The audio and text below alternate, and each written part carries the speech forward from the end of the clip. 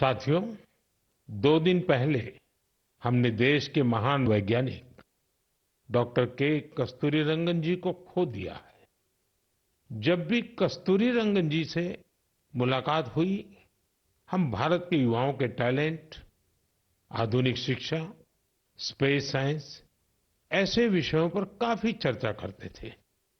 विज्ञान, शिक्षा और भारत के अंतरिक्ष कार्यक्रम को नई ऊंचाई देने में उनके योगदान को हमेशा याद किया जाएगा। उनके नेतृत्व में इसरो को एक नई पहचान मिली। उनके मार्गदर्शन में जो स्पेस प्रोग्राम आगे बढ़े, उससे भारत के प्रयासों को ग्लोबल मान्यता मिली। आज भारत जिन सैटेलाइट्स का उपयोग करता है, उनमें से कई डॉक्टर कस्तूरीरंगन की देखरेख में ही लॉन्च की गई थी।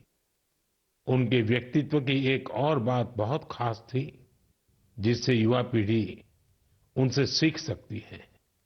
उन्होंने हमेशा इनोवेशन को महत्व दिया। कुछ नया सीखने, जानने और नया करने का विजन बहुत प्रेरित करने वाला है। डॉक्टर के कस्तूरीरंगन जी ने देश की नई राष्ट्रीय शिक्षा नीति तैयार करने में भी बहुत बड़ी भूमिका निभाई थी।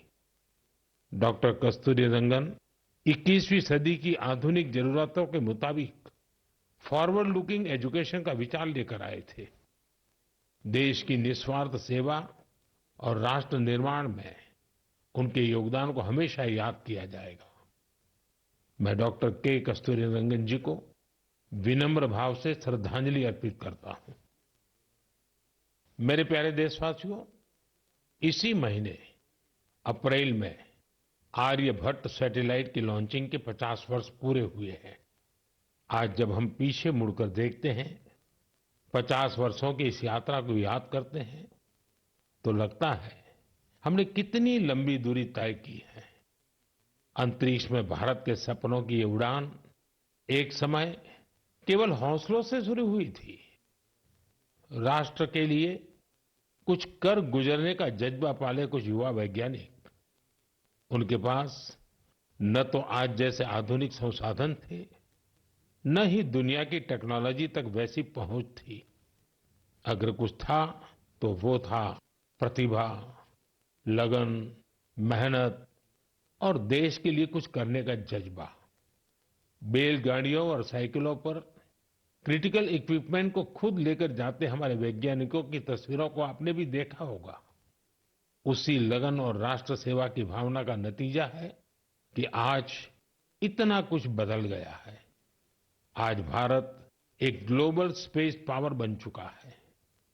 हमने एक साथ 104 सैटेलाइट का लॉन्च करके रिकॉर्ड बनाया है। हम चंद्रमा के साउथ पोल पर पहुंचने वाले पहले देश बने हैं। भारत ने मार्स ऑर्बिटर मिशन लॉन्च किया है और हम आदित्य L1 मिशन के जरिए सूरज के काफी करीब तक पहुंचे हैं।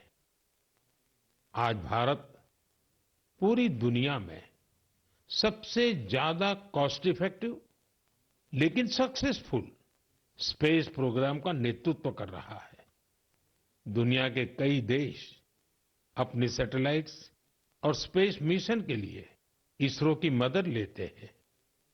साथियों, हम जब इसरो द्वारा किसी सैटेलाइट का लॉन्च देखते हैं, तो हम गर्व से भर जाते हैं। ऐसी ही अनुभूति मुझे तब हुई जब मैं 2014 में पीएसएलवी C-23 की लॉन्चिंग का साक्षी बना था। 2019 में चंद्रयान-2 की लैंडिंग के दौरान भी मैं बेंगलुरु के इसरो सेंटर में मौजूद था।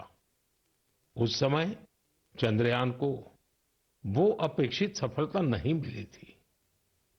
तब वैज्ञानिकों के लिए वो बहुत मुश्किल घड़ी थी।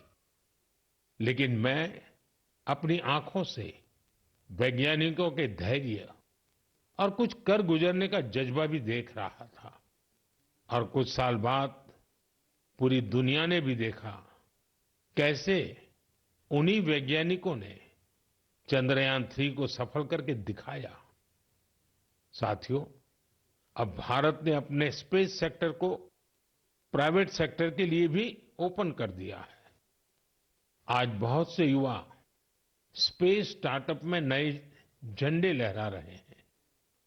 10 साल पहले इस क्षेत्र में सिर्फ एक कंपनी थी, लेकिन आज देश में 350 से ज्यादा स्पेस स्टार्टअप काम कर रहे हैं।